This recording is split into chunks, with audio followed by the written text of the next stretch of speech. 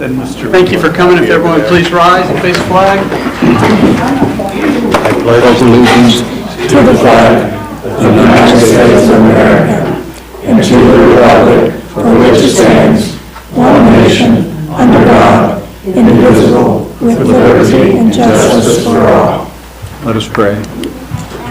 Our Heavenly Father, we thank you for all the blessings you've shown to our community. We ask your blessing upon this meeting. In Jesus' name we pray. Amen. I'd like to call this evening's meeting of the Jackson City Council to order. I welcome all of our guests that we have here this evening. We'll open with roll call. Ms. Kuhn? Foster. Here. Elliott. Here. Colby. Here. Peters. Here. Newkirk. Here. Young. Here. Bob. Here. Mayor Evans, any recognitions this evening? No, sir. Thank you. Thank you. I was negligent in picking up my sign-up sheet here. So I do know that Mr. Wolf, Tom, is first up. Tom had called earlier and has 5 minutes, so if you'd approach the microphone, the floor is yours. Alrighty. For those of you that don't know me, but I know most of you, my name's Tom Woltz. I own a piece of property here within the corporation. I'd actually bought it several years ago with some intent to do some things to it. And I'm getting to the point where I'm looking to do some things with it. However, due to current regulations and zoning, it can't be done. So I'm here to explore my options, if there are any, that we could do to address it. One is I sent out some information where the property was actually de-annexed in 2006. There were some issues with it. So if I were to follow that, that would de-annex the whole property. Several properties in the area, I guess a couple, and I don't believe that's probably a route the city would be looking for. So that's why I'm here tonight. I am currently, if you notice on the map, this is the parcel I own, and it's surrounded by commercial virtually every side. I know Mr. Reed has some property next to me. King's Daughters is on the other side of me, which both those are currently in the city. And then behind me is David Dilley CPA, which is outside the city. But I was looking to perhaps build a hobby garage there to store some vehicles that I own and tinker on them. It's kind of a hobby of mine. Obviously, I can't do that now. If it was rezoned, there is some potential for that. Or if a variance, or perhaps I could request a variance to do that. I'm here at council tonight to see if any of those options would be entertained and which method they would prefer I go through to do that if it is an option. So that's it in a 5-minute nutshell. Thank you. Are there any questions? Thank you, Mr. Wolf. Questions for Mr. Wolf?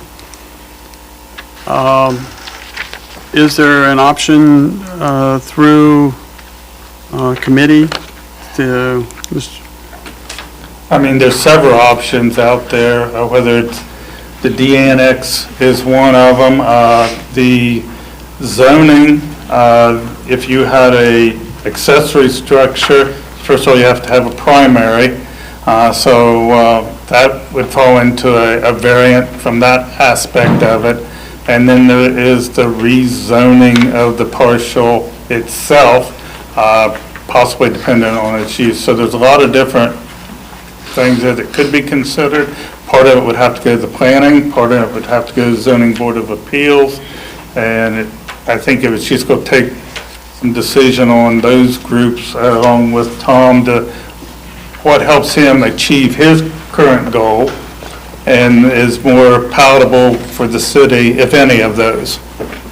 Do you have a recommendation for one over another, or a path? Go ahead, Tom. I was just going to say, I'm not looking for any kind of answer tonight or what needs to be done. I'm just here to bring it out so everyone's aware of what my intent is on it. And then, you know, if the administration or whomever needs to discuss it to come up with the options, if there are any, I'm good with that.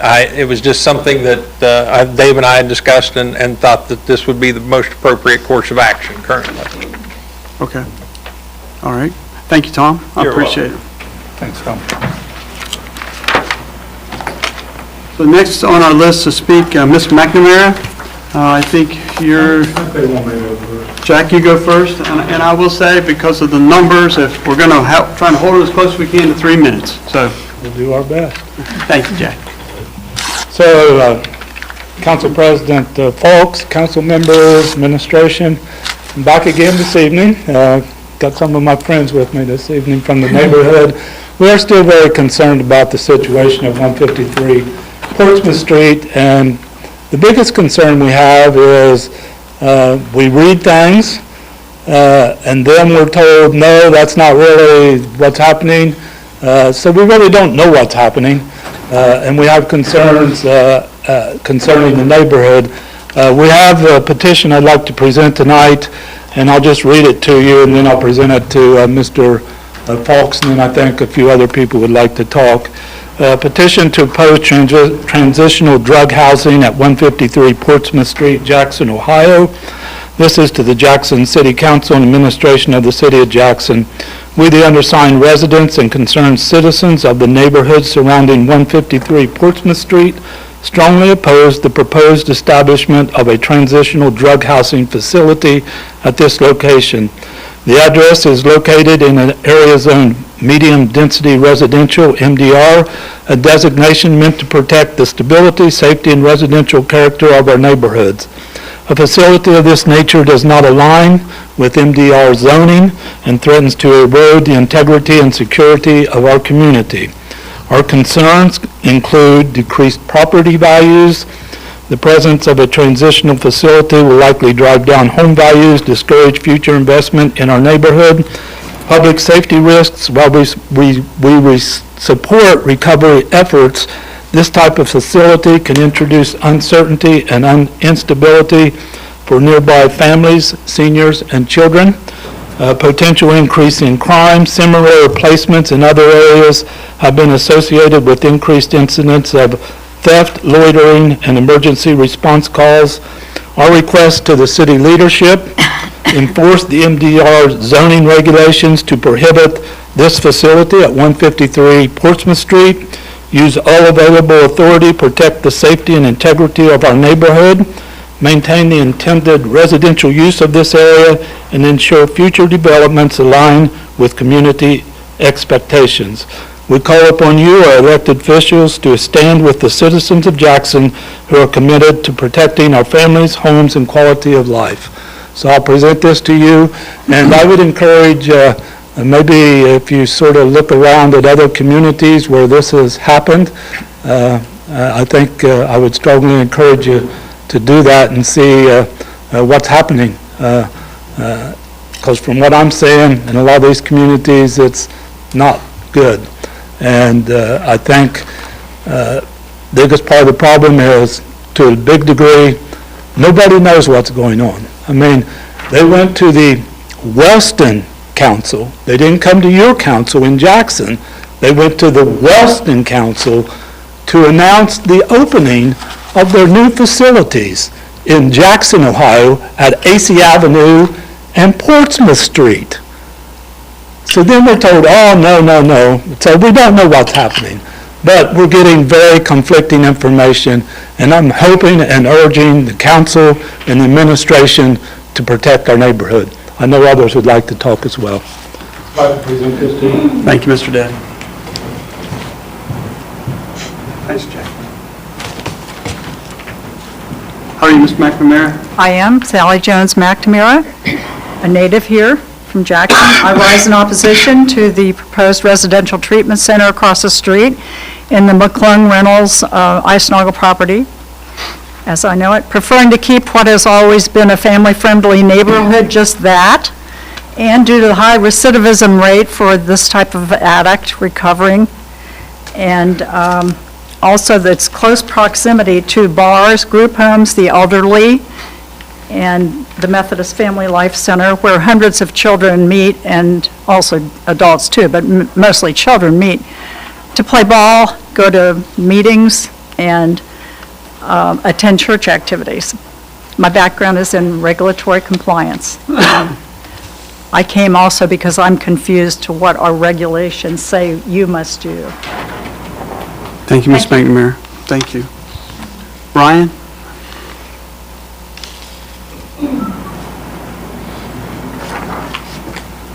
Hello, name's Ryan Kilgore. I live in this area right over here on Church Street. I want to thank you guys for letting me speak up here today.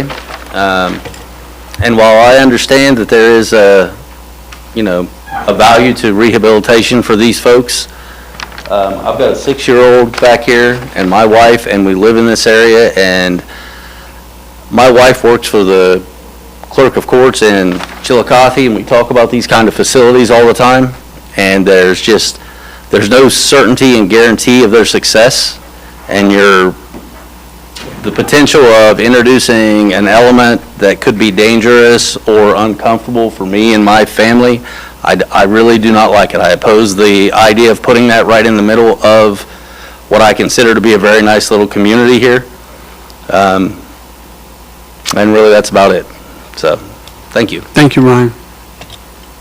Comments, questions from council?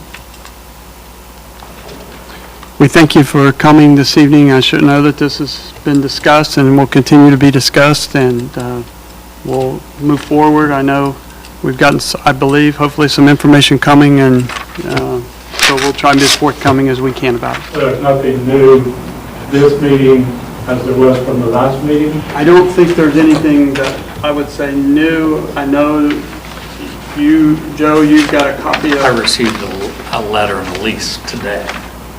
And so we haven't gotten that as council members, we haven't gotten that yet to even look at it. I know you and I talked a little bit about it earlier, but we haven't gotten anything since today, and I think it was emailed to each of us, or some of us today. I mailed it to, you should have it in yours and the administration. Speaking of emails, just another subject here.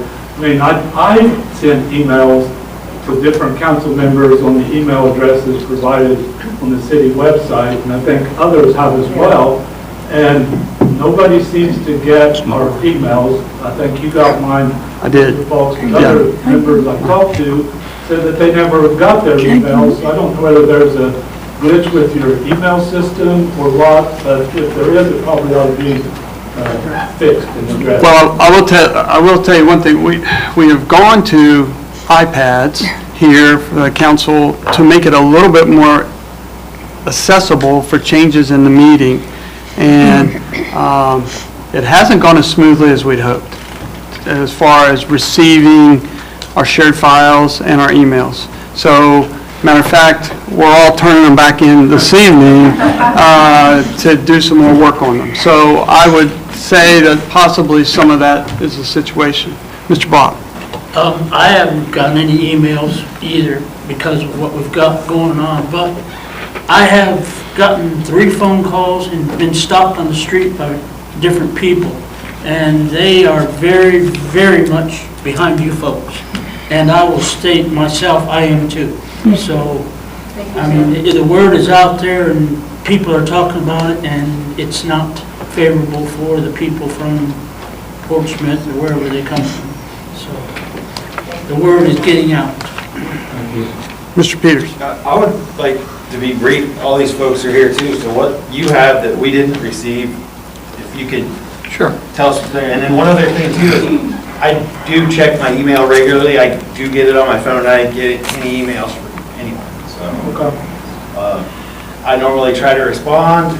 You can call me. My phone number's on there. You can call me as well. So I'd be more than happy to talk to anyone, but I did not receive, not even in the spam or junk mail, do I have anything from anyone. In fairness to you, I sent my emails to Ms. Young because she's our council representative, the 3 at-large members, and the president council. I love getting emails. You can send them to me. I'll maybe next time. But back to this, I haven't heard anything of this, and I feel like we owe it to the neighborhood. So the zoning that was redone, all the regulations that were redone, that is not an area that would work for transitional living. So the question comes down whether or not it's transitional living. What they've sent out, they're not licensed to provide transitional living. They don't hold the state license for that. What they've provided is a statement saying, one, as far as what was said in Wellston, and I know I was at that meeting, I'm not sure exactly what was said either. It was more of an introduction because she was a Wellston resident is what I seem to recall. But she did talk about Portsmouth, and she did talk about AC Avenue. And we presented that to them, copies of the newspaper article. Their response is that she wasn't authorized to say that, and that's not her department. What they sent is a lease that you would like to have every landlord in town use. Now, whether they follow it, I don't know. No alcohol, no drugs, no alcohol in the house, no pets, things like that. Month to month, single-family living in Ohio, single-family living doesn't mean everyone has to be related. You can have a group of people living as a family. So that's what they've presented. There's no counseling, there's no transitional services. None of that is what they're saying they're provided. They are strictly being a landlord. They're like any other landlord. So that's what we have. If they don't do that, that's a problem. They violated it because it is not zoned for that. So, like I said, we've just received this a few hours ago. There's nothing in the lease that requires counseling. There's nothing in the lease that says they even have to be customers or clients of the counseling center, although they do acknowledge that will likely be their people. The requirement for them to go through there they have is a 6-month sober, so they're not eligible until after that time. I have a question. What is the criteria for them to be able to lease the house from this company, or is it just a regular landlord that has owned the house? So the counseling center owns it. The counseling center? The counseling center owns it. Okay. They acknowledge, and the lease says it's open to all, but it's going to be it's going to be their people. They acknowledge that. Okay, and how many people are they expecting to house in that? No more than 5. No more than 5. Which puts them under the limit. It doesn't meet the requirements for the state limit, but the revised code does allow certain treatment facilities of up to 6 people in single-family residential neighborhoods that we can't unzone. We can't get rid of those, although we can put restrictions, and they have. But they can't be a treatment facility. You're telling me that they're going to be to a family household. Now you're telling me treatment facilities, which we're getting into the whole issue here. No, I didn't say that they're doing a treatment facility. That's just what you said, No. treatment facility up to 5. No, I did not say that. misunderstanding. I said they're allowed to have up to 5 there, which is one under the limit that the state allows for treatment facilities. The state code allows up to 6 in single family, up to 16 in multifamily. So they've picked the number just under that. I didn't say they're putting a treatment center there. I said they curiously picked that number one under the limit the state allows. So they found a loophole, and No. 5 will go, it won't be the same 5, though. No, it probably They'll won't come and be. go, and that doesn't mean they'll be from here either. In all these other towns, they're bringing them in from all Yeah. over the place. So they're not allowed, according to the lease, they're not providing treatment. They're not licensed to provide treatment. However, if they did want to provide certain treatments, there is room, not here because it's not zoned for that. But the state does allow certain treatment facilities, not this one, because this isn't zoned because it's too close to alcohol. But they've picked that number. They're skirting right underneath all of the limits. So is there a reason why we call this multi-family density? I don't think it's multifamily density, it's a medium density residential. Yeah, you're right. Yeah. But I think that the zoning sort of encourages family residential. I mean, now you're telling me that we're going to redefine family, that's basically what they're doing. Well, we're not redefining family, but there's a lot of places throughout residential areas, there's a lot of landlord-owned properties that have unrelated people living in it. Ryan, Yeah, so, just so I understand. could you stand, yeah, go. Just so I understand, so the counseling center owns it? Yes. And they're going to be taking their folks from the counseling center, moving it into it? Most but likely. Not calling it a counseling facility? Exactly. Is that correct? I mean, Yeah. listen, I may be off base here, but they own it, they're putting their people in it, they're going to cycle their people through it, and they're just going to say it's not a counseling facility? So, because a counseling center require certain things. There's nobody there providing any services. So that's exactly what they're saying. Pardon? At that address. At that address. So right, if they're doing that, if they're providing counseling services there, they're in violation of the zoning. But they can house them there and provide counseling back at the other facility if they choose to. I suppose they could house them anywhere and provide counseling services back to the counseling center. That's the problem. So, yes, sir. So it's a, I don't know who I address here. What, it's a halfway house? There you go. Everybody clap for that man. He said it just like it's a halfway house that we're letting in here. Yeah. I'm 85 years old, I can't run, because nobody can get away if they try to hurt me. And she's right next It's inches between my house, my driveway, and their house. So we'll be looking at it. If they are violating it, we can do that right now. The zoning doesn't allow us to keep landlords out. There's nothing in the code that says people are not allowed to rent there. Okay.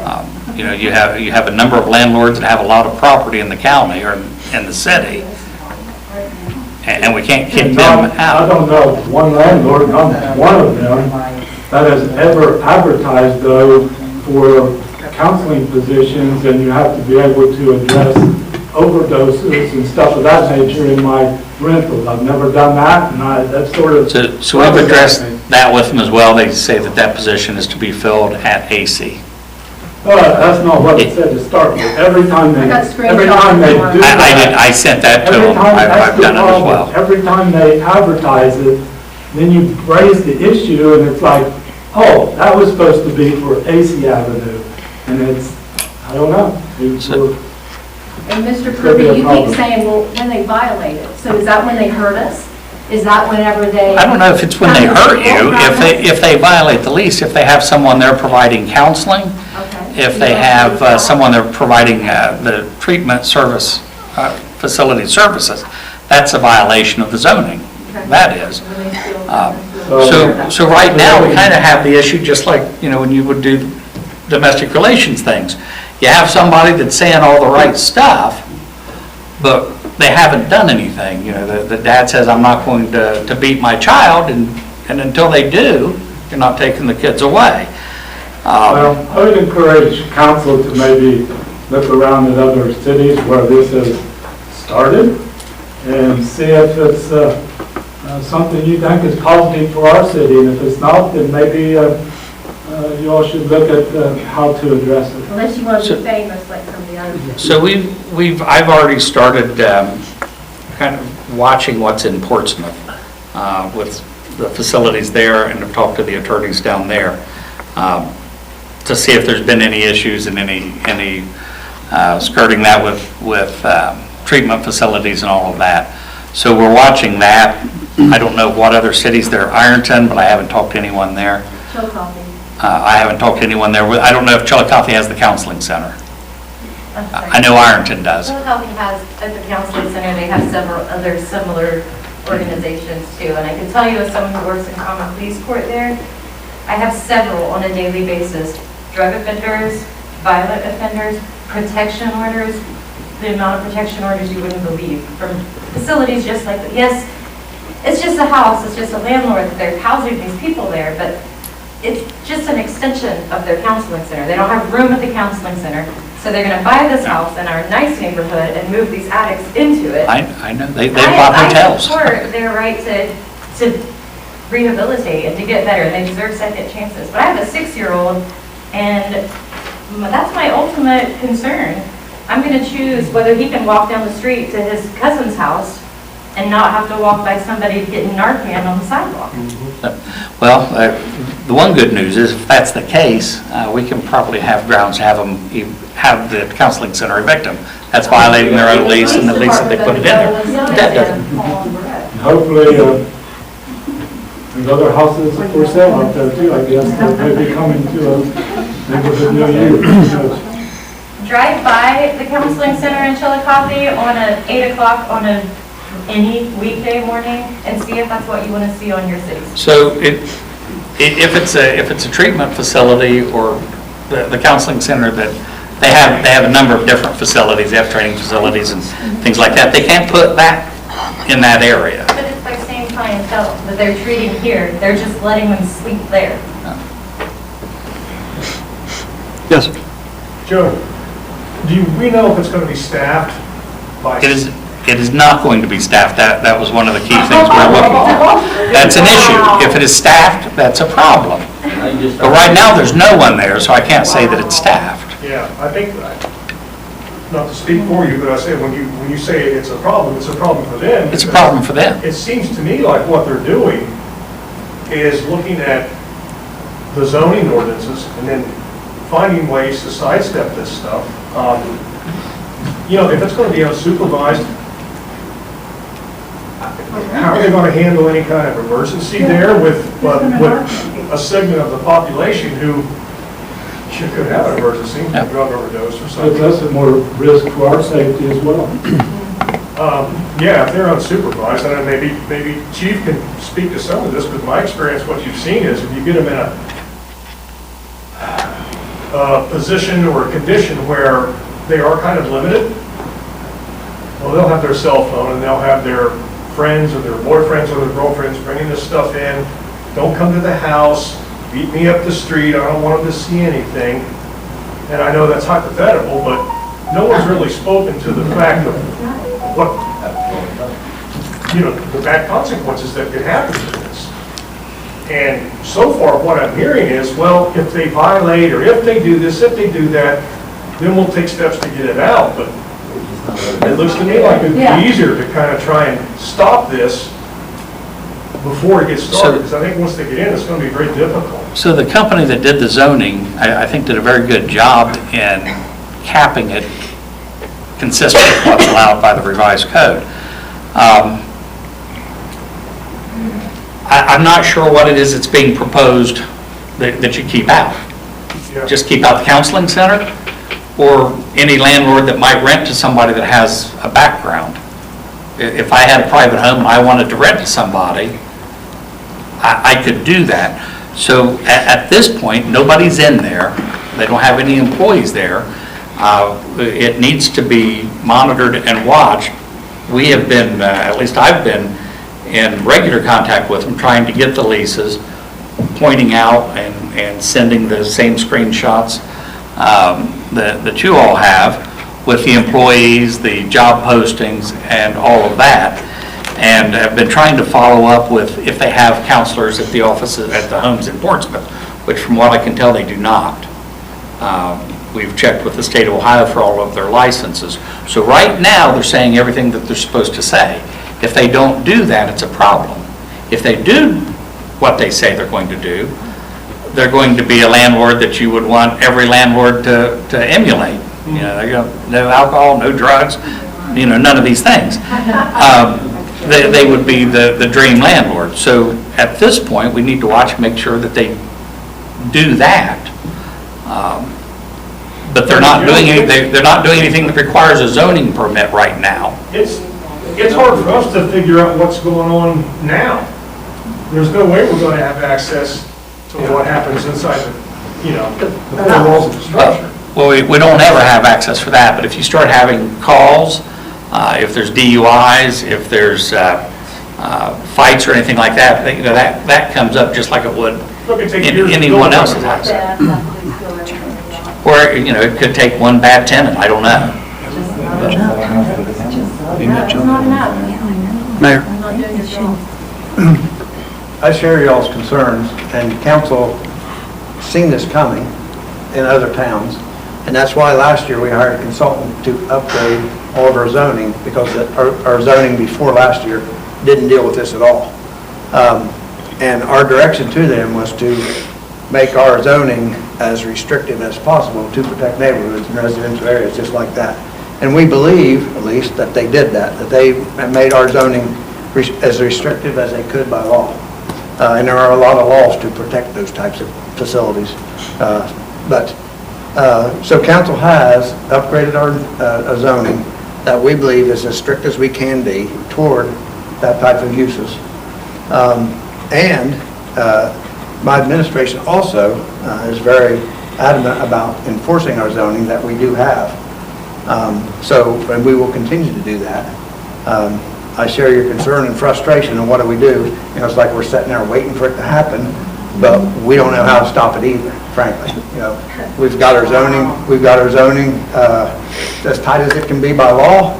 We have to go by law, and there's been no violation yet. So we don't, you know, there's nothing we can do yet that I'm aware of. Or that we're aware In of. support of that, there was a similar group that was actually looking for a counseling center. They'd filed suit, and that's been dismissed. We had fought that. That was over on David Avenue, and it didn't meet the requirements. We had fought that, and it had gone to court, and it had gone up to 2 weeks to trial, and it was dismissed by him. And this is being watched the same way, but so far, we have an empty building that doesn't have any tenants in it. It doesn't have any employees, and from what we've been told, there's not going to be any employees there. So we need to watch it and see if it's the same as I'm biting my tongue to mention a landlord as an example, but right now, you know, they're the same as any other landlord.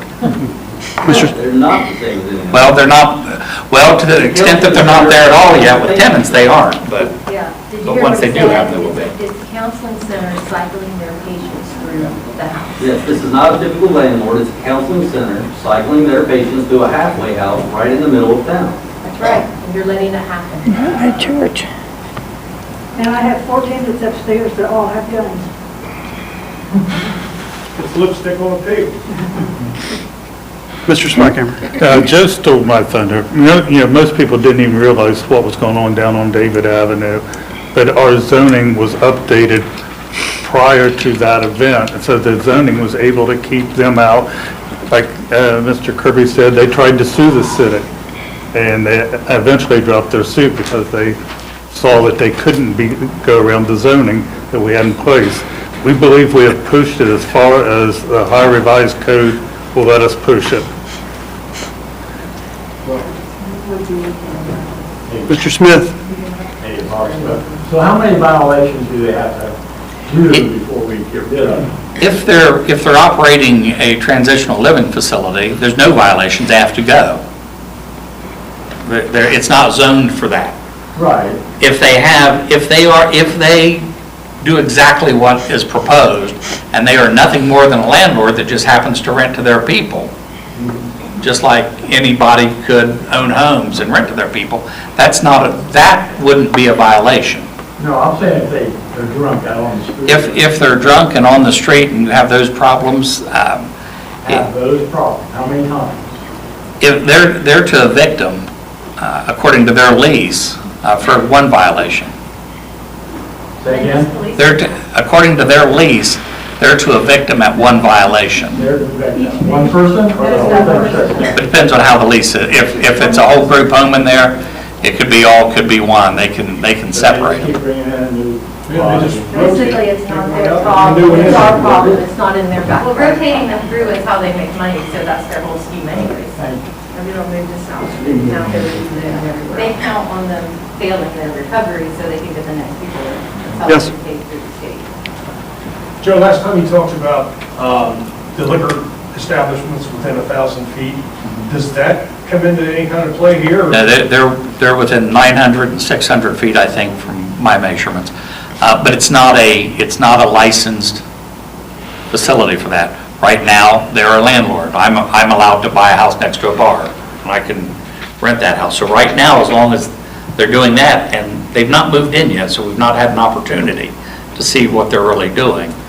But if that's what it's being used for, they're not asking for any sort of zoning permit. We don't have an opportunity to deny them something that they've not asked for. If they come, and that's what we've been trying to get the information for. Normally, we don't go and ask, if you have Mr. Reed, who's a landlord or someone like that, come in and buy a house. Nobody's looking to say, hey, who are you putting in there and what are you doing with it? But we've done that here. We've not gotten leases from anyone else. But isn't like taking their own clients and then saying, we're going to have our clients live here, but we want to treat them out here isn't that really violating the zoning? That's violating the zoning in and of itself in a roundabout way. I'm not That's sure. what I think needs to be enforced by the city. If you're wrong, take the stand. If you're wrong, have the court prove that you're wrong, but take the stand. How about it, guys? And Mr. Bob, thank you for having the courage to say publicly that you support us. Yes, we appreciate you. Because it's our backyard. Maybe it's not yours, I hope the rest but of it's you mine. do too. And I've been there 30 years. You know, we have filed and have fought suits when they were filed. I'm not sure right now how, in good faith, there's anything to file. So right now, there's nothing that's happened. I've looked to see if there's a possibility for a restraining order or any sort of preliminary action, and I'm not seeing it. They haven't done anything. So I have a question. And nobody's suggested, and Jack, you haven't suggested a way to do that either. If they have only 5 people living there, and they're allowed to have their friends over, or their boyfriends over, who's to say that they're not actually living there also? You know what I mean? So would that be a violation to having someone else in the home? You know how college kids, they'll have their It would probably, sleepovers or- it would violate the terms of their lease. Good, great. And if something happens to my aunt, which one of you wants to be responsible? Because it is literally Good question. 3 feet away 3 feet from away that from our house. home. Good question. And it's, the carport roof, they're just like 6 or 7 inches from my carport to that house. Can I speak? My opinion is they're going around the bush to I'm going to first state this, that if I'm in your position, I agree with all of your concerns. If this was coming in next door to my house, I would not be happy and excited about that either. Okay, so that's my first statement, so you know how I personally view it. But you guys are getting a little pitchforky right now as far as trying to blame this council and the administration for not taking an action when basically their legal representation is saying they're walking this fine line of they've read all these rules too. And they haven't stepped over the line that makes anything that they're doing illegal, but you're asking a government entity to take an action against somebody who has not violated anything yet. And so I always look, when people come in and talk about they believe that somebody may do something to them, okay? And unfortunately, I have to look at a lot of people and go, I understand where you're coming from. I share your concern. I would take precautions if I were you, but I can't arrest somebody until they've done something or have proven very quickly that they are about to do something very, very dangerous. You guys are talking about how a lot of these, we're prejudging that the addicts are going to do all this stuff, okay? And I'm not disagreeing with you. They're by and large, they can create chaos and problems. One advantage we have here, it is right across from my police station. And we'll take, because we worry about your safety and security, we'll take a very adamant approach to the violations that occur there. But you guys start talking about if they violate their lease agreement, that's not enforceable by this body, that's not enforceable by the police. That's a lease, that's a civil issue. Would we be talking the same thing if I decided I wanted to buy a house there and rent to college students? Oh, I don't want college students living next to me. They have loud parties, they drink all night, they're noisy. It's similar under, these people haven't violated anything. They've been addicted to drugs, may have a criminal history, no different than any other landlord who rents. I've been to a lot of rentals, I've been to a lot of multiple rentals. There's people with criminal histories, there's people who've been to prison. They built, I know I was concerned when they first put in a facility that was going to give people a shop to help with opiate addiction.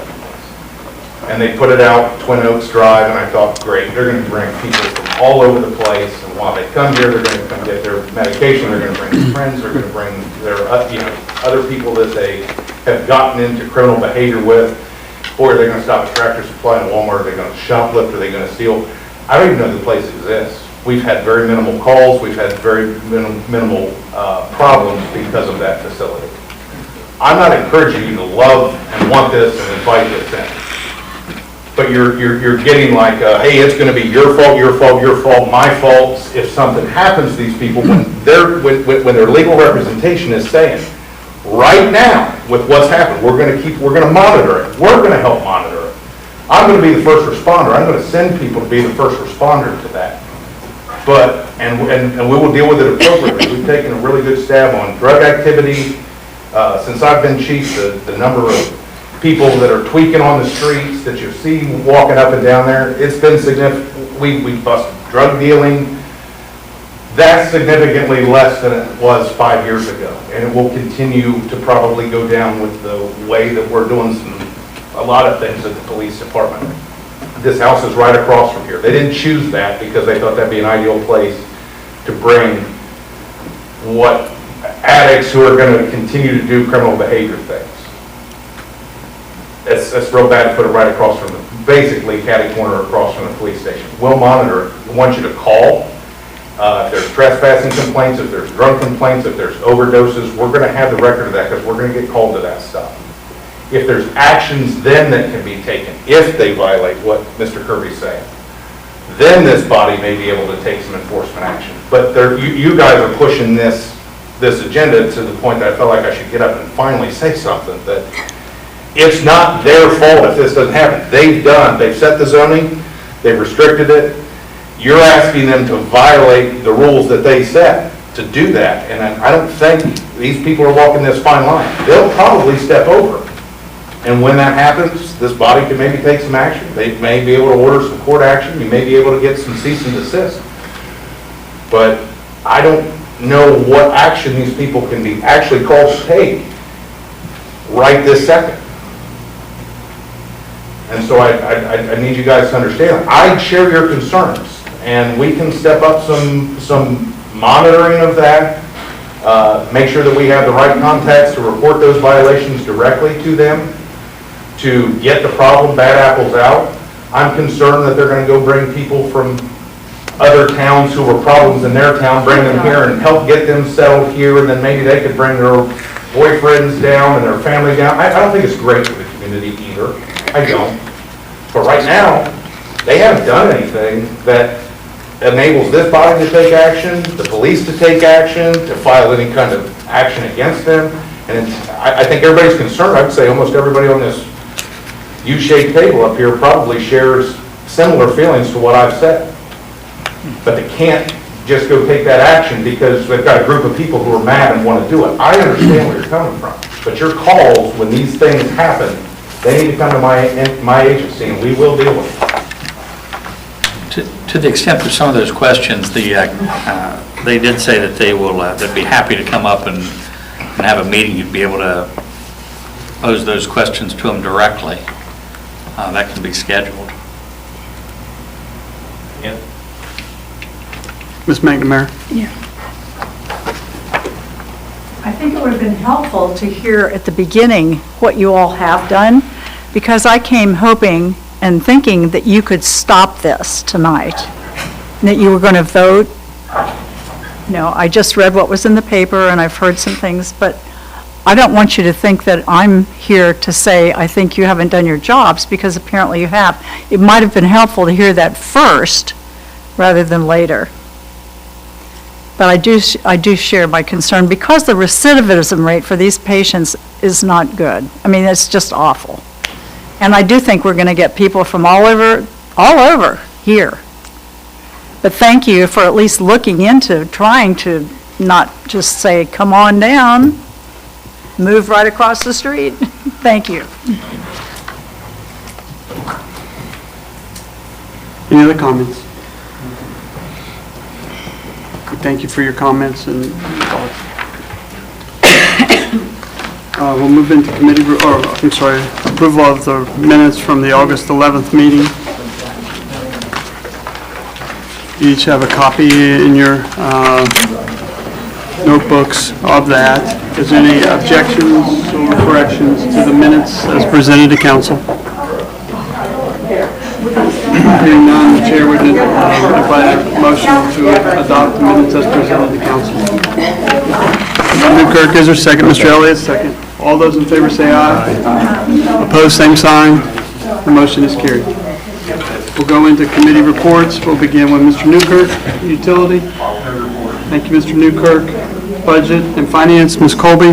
No report. Thank you, Ms. Colby. Police, Fire, and Traffic, Mr. Foster. Thank you, Mr. Foster. Service, Mr. Peters. Nothing to report. Thank you, Mr. Peters. Auditors report, Mr. Reed. No report. Thank you, Mr. Reed. Mr. Kirby.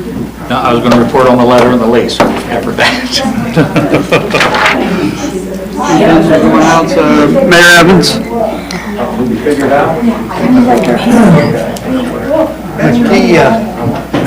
McKee Paving is back in town today, starting on their next phase of our paving program.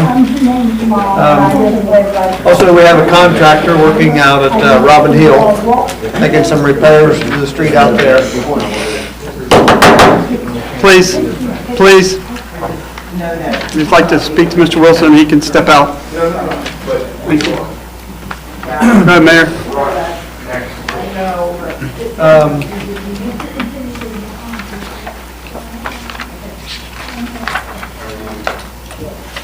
Also, I just did want to announce that I think I announced this before, we received OEPA for a generator, and the city, using their own crew, is installing that out on Robin Hill right now for a water booster. It's a backup generator for a water booster. You might see that out there. That is a grant. And also, notice today we received a small grant from Jackson County Foundation for Appalachia High to approve some out Boone Rocks Trail. That's a project I know David's working on. He might say more about it. The grant there. And also just to make everyone aware, there's only 3 weeks until the Apple Festival. So, right around the corner. I hated to see it, but yesterday I saw brown leaves on South Street. The leaves are falling already, and that does not make me feel good. I love fall, but I'm not ready for it. Anyway, that's my report tonight, Dan. Thank you, Mayor. Questions for the mayor? Mr. Schweikhammer. Yes, when we get to new business, I do have an outside the city utility permit that I'd like to bring up. Main thing I want to talk about is the move of the Memorial Building offices. We started packing last week. We are shutting down at close to noon as we can each day in part of our offices as we continue to pack up, I don't want to say decades, but probably closer to a century worth of paper in there. Some of them are from the 1920s that we're boxing up that to be moved to a couple different locations during this rebuild, rebuild. Our intentions are next Tuesday, that's the Tuesday after Labor Day, to start moving the non-office actual stuff to the new facility.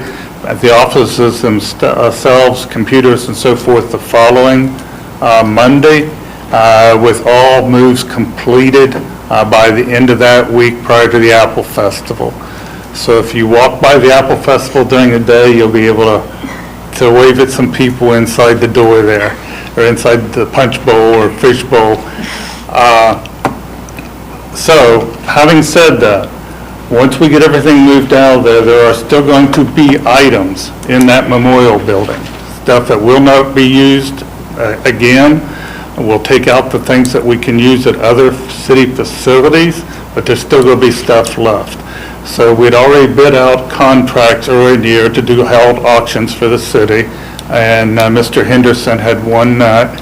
And so Mr. Henderson, on a Tuesday evening, I believe that's the 23rd, at 5 o'clock, will be a public walkthrough auction for any remaining items in that facility. And then they'll have 2 days to get everything out that's beyond, that's a bid on. Everything that's left will be part of the demolition. Any ideas you want to say about what some of those items might entail? Until the moves are completed, I would have no idea.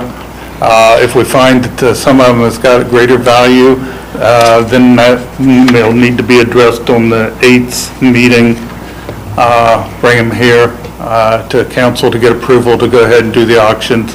But right now, you know, it's going to be stuff that we don't need for our next office setup or don't have room for.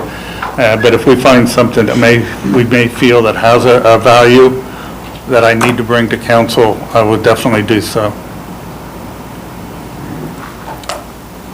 Anything else?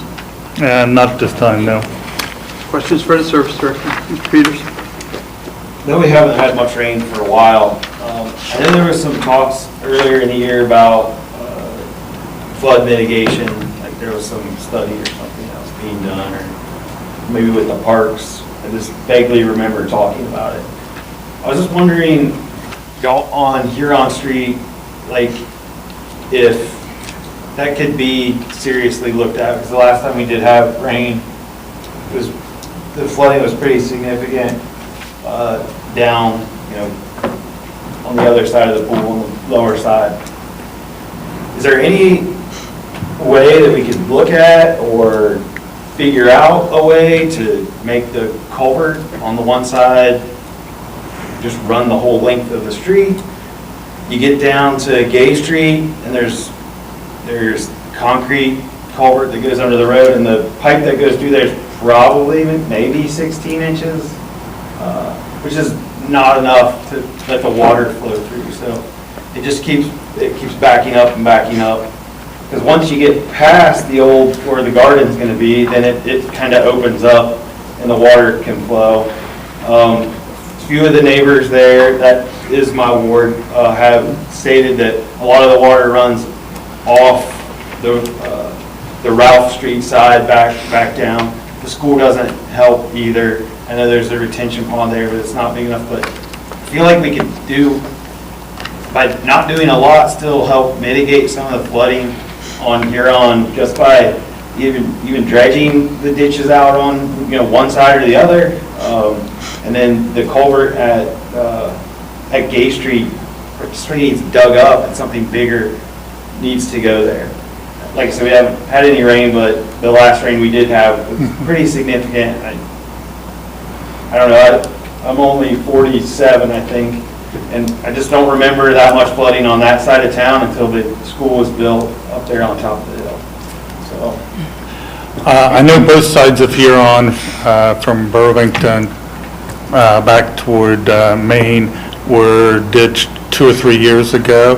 And Mr. Kirby, you sent a letter to some folks there at the hotel, correct?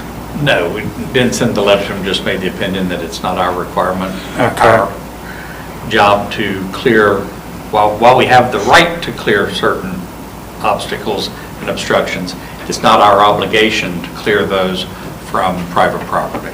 So I think that was in response to whether or not they wanted the city to do it. Okay, so this is a good segue into the conversation, Ryan, that you're having. That property, the hotel property, is up on the Main Street side. That is 100% on their property. Now, on the Huron side, it almost goes down the center of the ditch. So now they had made a request for the city to clean it. It's not ours to clean, it's theirs to clean. If we go and clean it, then we need to bill them for it. And we were trying to get them to take ownership of it, in our opinion. And that seems to be, maybe we need to take that to the next level then, Joe, and stuff. Because the quote that he told me that who was a property owner, it would cost me more in city employee time and equipment cost. I thought he got a very good quote, because it'll cost me a lot more if I go in there and do it and have to put it on the taxes.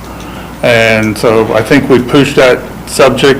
Ryan, we can look at that culvert again, but it doesn't do much good until we get the other side fixed too. And then just on top of that, just keep in mind too, is where the railroad crosses there by, like if you look at the ditch that's in there, the pillars or stanchion of the railroad bridge, the sediment it's almost ground level except one small spot, and the culvert that runs under the lot, the natural ditch is several feet to the other side.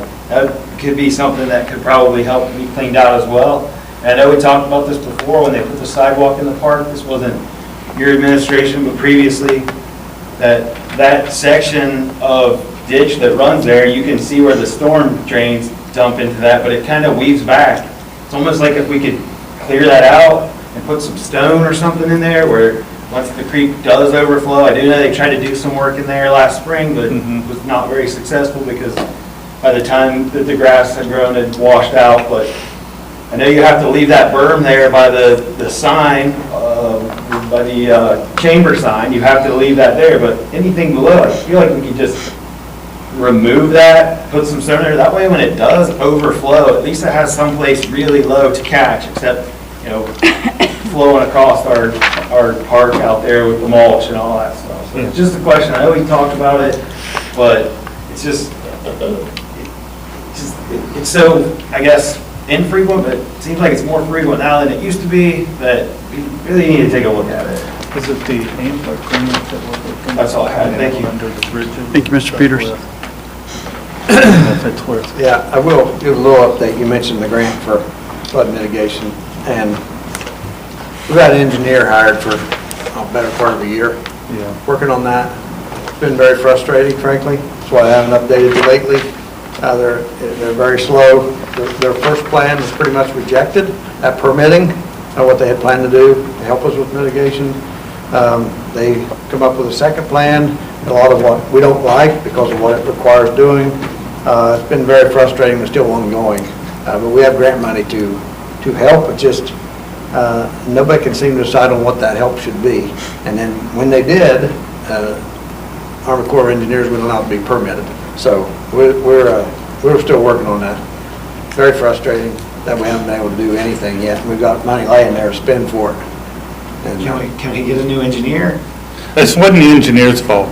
They actually followed the guidelines they were given to begin with, Yes. did the design, and the first holdup was actually by the funding, the Mine Lake Reclamation Group. And so then they went back through and redid again, and then the last time, the Army Corps of Engineers is the one that, so the game keeps changing, and knock on wood, they haven't struck out yet. Still trying. Anything else for the service director? Hearing none, we'll move into our ordinance and resolutions for the evening. We only have one for council consideration this evening. It's ordinance 41, 2025. Ms. Coon? An ordinance repealing and amending the City of Jackson's codified ordinance section 355.01, regulating parking in municipal lots and declaring an emergency. Do I have a motion to adopt ordinance 41, 2025 as presented to council? Mr. Elliott, is there a second? Ms. Colby, second. All those in favor say aye. Aye. Opposed, same sign. The motion is carried. Discussion, Mr. Swackhammer. Yes, last meeting, council had asked that the administration take a shot at making some modifications to this ordinance for the purpose of the city parking lot and meeting the needs of the business owners and residents in the area for that week. I took a shot at it, got it by Chief Hinch. He's had a chance to review it, and this is what we're bringing to you tonight. Thank you, Mr. Swackhammer. Mr. Hinch, your thoughts? As he said, he ran it by me, and I think I emailed him back, said that I can live with that, and we will be ready to administer that program. If this passes, we can be ready to administer it by Friday. Thank you, Chief Hinch. Just a couple of questions. I did get an email from, I guess, just Joel Wood, I guess he's representing them when he sent this out.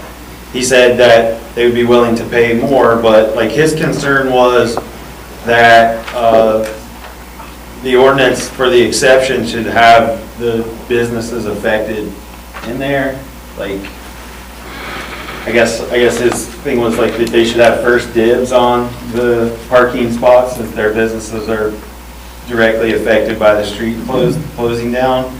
So I don't know if we could get on the same page with that this evening, or if that could be something that's done in the permitting process where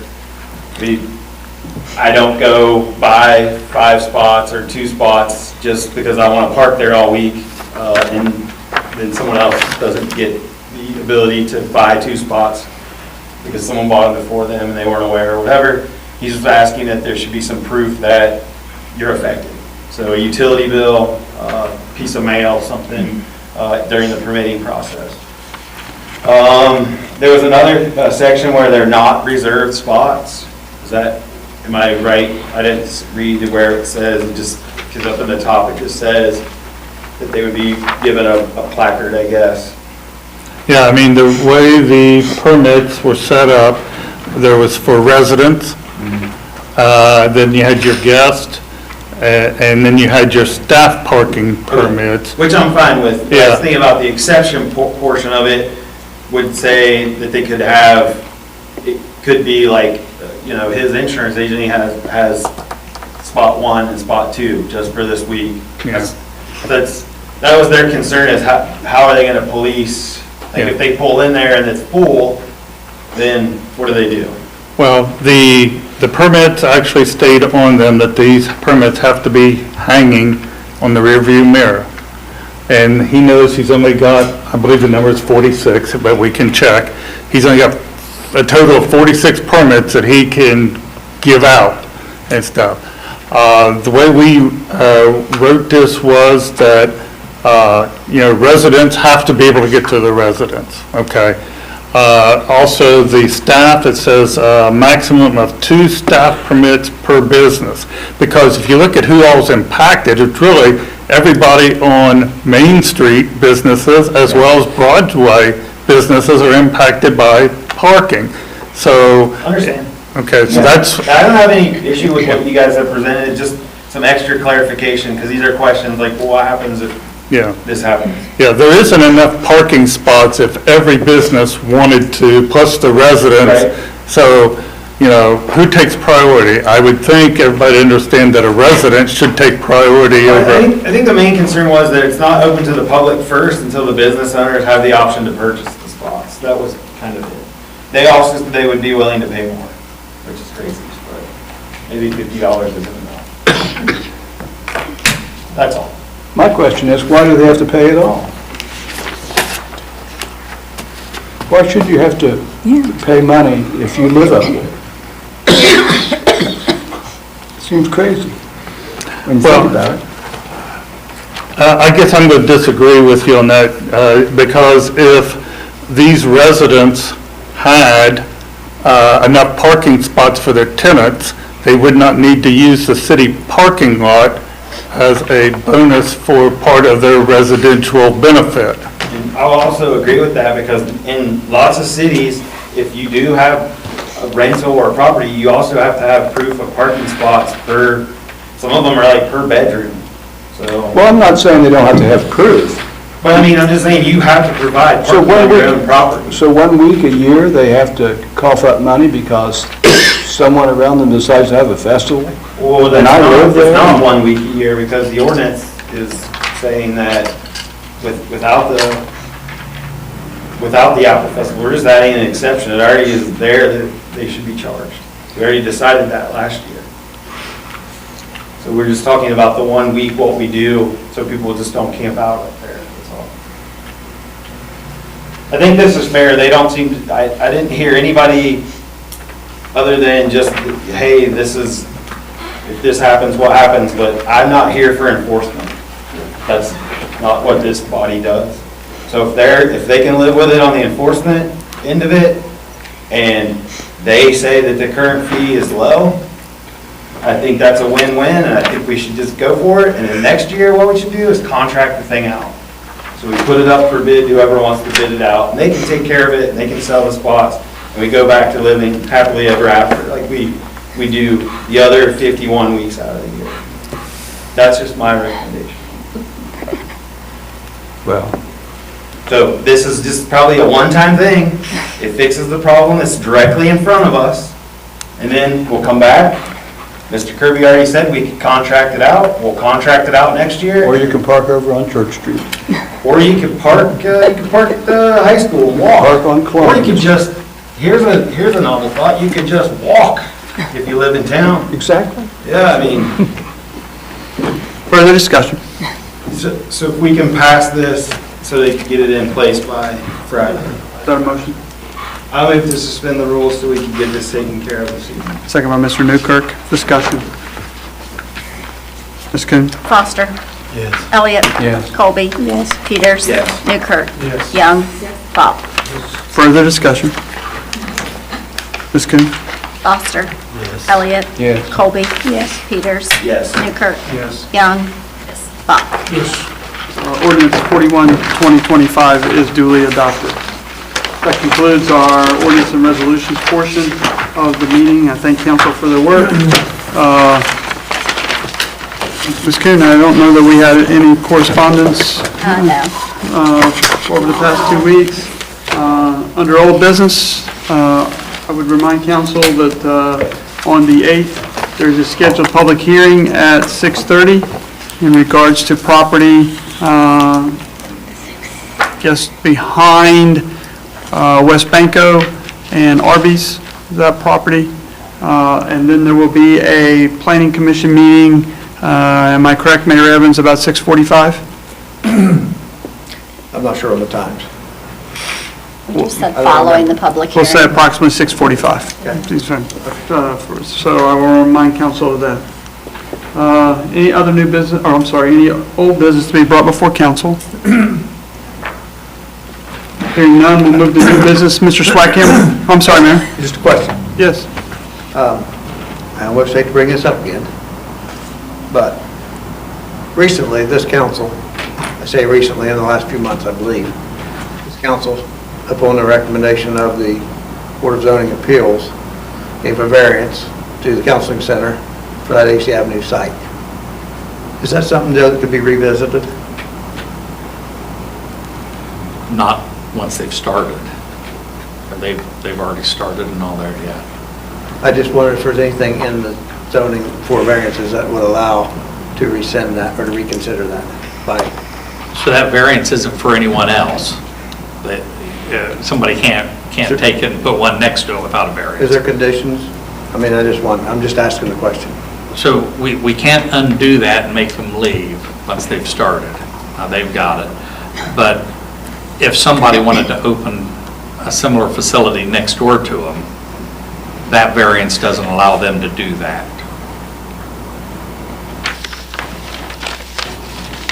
If that's what you're asking. Just asked if there was any way to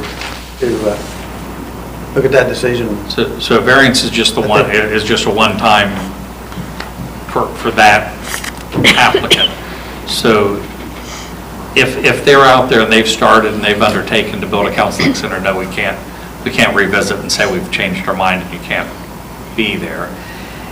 If they hadn't taken any steps to build there or do anything, then I think the Planning Commission probably could, or the council could, undo what they've done if there's not any action taken on it.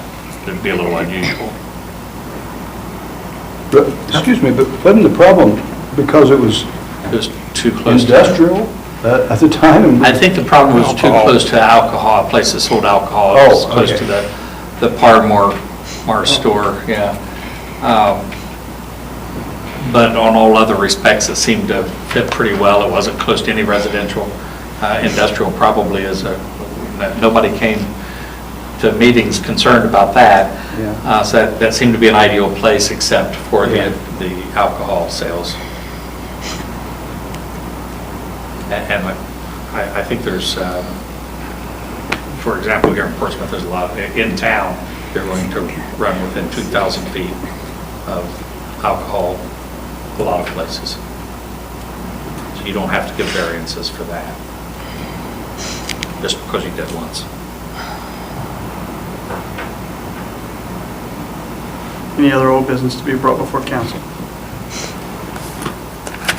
Hearing none, we'll move to new business. I think Mr. Swackhammer, you wanted to bring up something in Yes, Mr. Sean Sexton has requested a electric tap out at 9914 Chillicothe Pike. That's the entrance off of Chillicothe Pike up to the lay-down yard that he has up there for the business that he runs.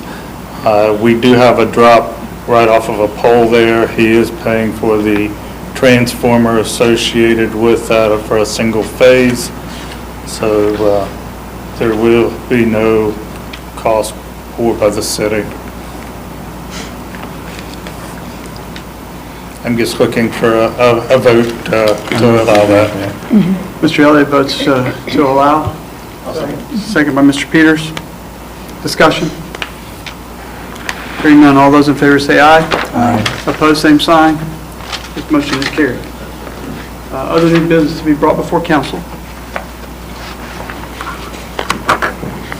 We are going to move into executive session. Mr. President, I'll move to go into executive session for preparing, conducting, or reviewing negotiations of bargaining session with the public with 8 employees concerning their compensation or their terms, conditions of their employment. It's hard enough to say without typing. I'll ask that the gallery be excused and everyone at the table stay seated. Thank you, Mr. Peters. Is there a second to the motion? Second.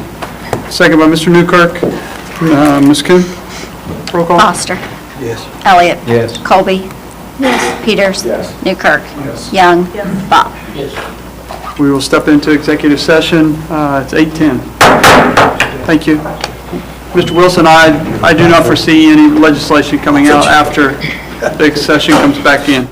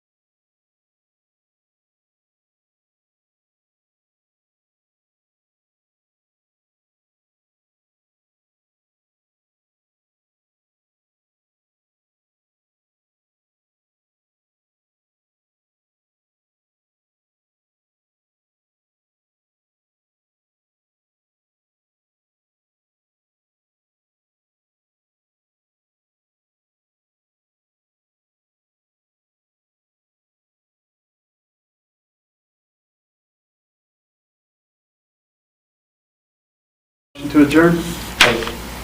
I got a question. Ms. Coon, are we to leave these here? You told me to bring it. Yes, you're to Okay. leave them there. He said he would come here and get them tomorrow. So hopefully, let's get this done. So, It's been a very disappointing road to start with, to say the least. Yeah, and we've not had a camera all night. So like before, this one would work and that one wouldn't. That one is new, neither have worked, so I've put up having technical difficulties has been showing all night, but they have heard us. They're not seeing us. So, again, just more IT issues. In 2 years, you'll be in a new building and a new council chamber, so maybe IT will work. Let's hope so. I'll move to adjourn. All those in favor say aye. Aye. Opposed, same sign. Motion is carried. We're adjourned.